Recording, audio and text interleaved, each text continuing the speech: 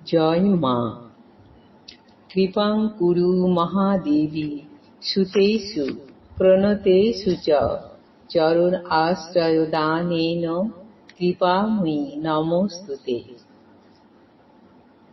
স্বামী পূর্ণাত্মানন্দ মহারাজের লেখা চিরন্তনী সারদা নামক গ্রন্থ থেকে আমাদের পাঠ চলছে সন্তোষের চেতন প্রতিমা। আজ দ্বিতীয় দিন পাঠ হচ্ছে। গতদিন আমরা পাঠ করেছিলাম সমদর্শন বা একত্ব দর্শনই যথার্থ জ্ঞান এবং এই জ্ঞানের অনিবার্য ফল মুক্তি। জ্ঞানে স্থিত হলে বা স্থিতপ্রজ্ঞ হলে মনের এমন একটি অবস্থা আসে যাতে সুখে দুঃখে, মানে অপমানে, স্তুতি নিন্দায়, সম্পদে বিপদে, বৈভবে দৈন্যে কোনো প্রতিক্রিয়াই হয় না, পরন্তু মনে সদা সর্বদা সন্তোষের অবিচ্ছিন্ন স্রোত প্রবাহিত হতে থাকে। বস্তুত জ্ঞানের লক্ষণই হল সন্তোষ। ভগবান গীতামুখে এই সন্তোষের কথা অতি সুন্দরভাবে বলেছেন। ইয়ং লব্ধা চা পরং লাভং মন্যতে নয়োধিকং ততঃ যস্মিন স্থিতো ন দুঃখেন গুরুণাপি বিচল্যতে। গীতার ৬ষ্ঠ অধ্যায়ের ২২ নম্বর শ্লোক। যা লাভ করলে অন্য কোনো লাভকেই ততোধিক বা অধিকতর কাম্য মনে হয় না এবং যাতে অবস্থিত হলে চরম দুঃখেও মন বিচলিত বা অভিভূত হয় না। আজকের পাঠ। আমাদের সকল শাস্ত্র সমস্বরে এই সন্তোষের মহিমা কীর্তন করে।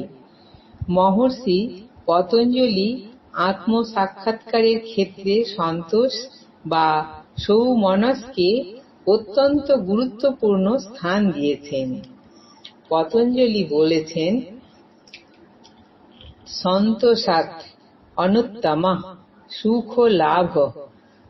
যোগসূত্র সাধনপাদ ৪২।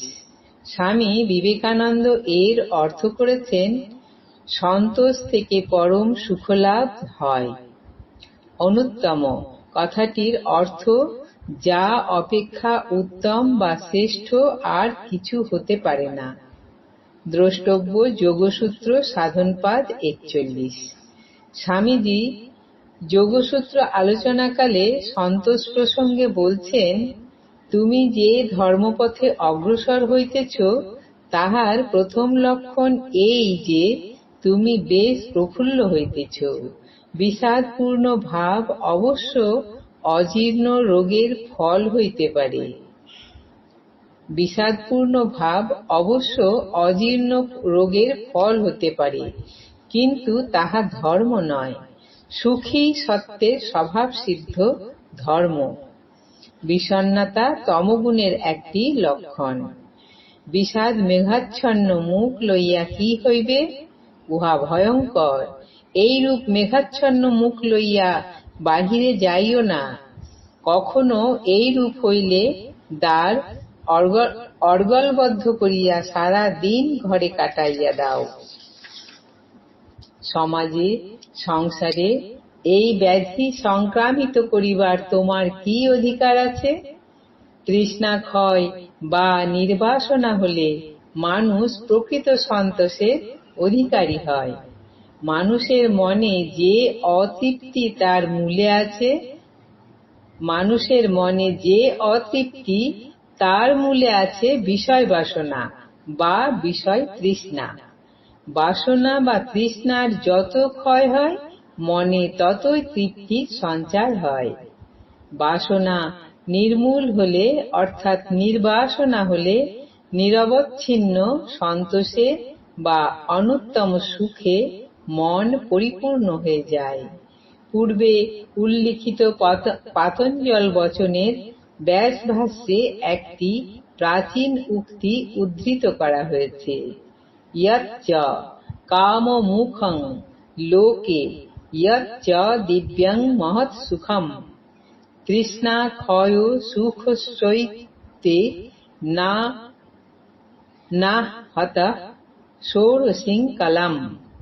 ইহলোকে কাম্য বস্তুর উপভোগজনিত যে সুখ অথবা স্বর্গীয় যে পরম সুখ তৃষ্ণা ক্ষয়জনিত সুখে তা ষোড়শাংশেরও একাংশ নয়, অর্থাৎ 16 ভাগেরও 1 ভাগ নয়। সেই আনন্দ এমনই অবর্ণনীয় যে তার প্রকাশ করতে অসমর্থ হয়েছেন তৈত্তরীয় উপনিষদের ঋষি।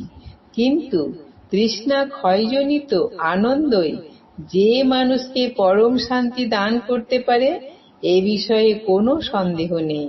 গীতায় ভগবান বলছেন, সমস্ত কামনা বাসনাকে ত্যাগ করে অহং কর্তৃত্ব বোধহীন হলে সকল সংসার দুঃখের নিবৃত্তি রূপে পরম শান্তি লাভ হয়।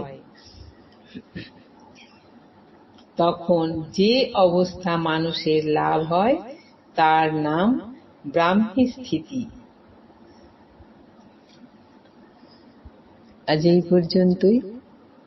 জননীং শারদাং দেবীং রামকৃষ্ণং জগদ্গুরুং পাদপদ্মে তয়োঃ স্থিত্বা প্রণমামি মুহুর্মুহুঃ। জয় মা।